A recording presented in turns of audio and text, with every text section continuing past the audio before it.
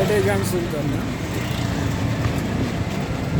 আর এখন হলো কি আপনার সিজন বুঝছেন, টুরিস্টরা এই যে এই মাস ফাল্গুন মাস বড় থাকবো।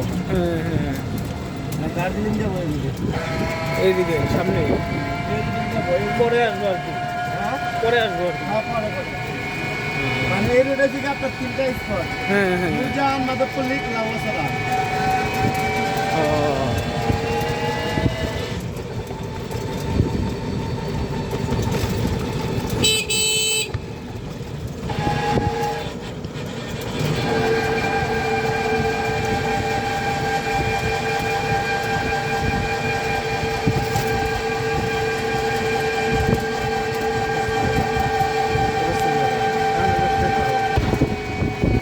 আর আপনার লাউয়াছড়া ঢুকবেন, গাইড লাইট নিয়ে না, বুঝছেন ভাই?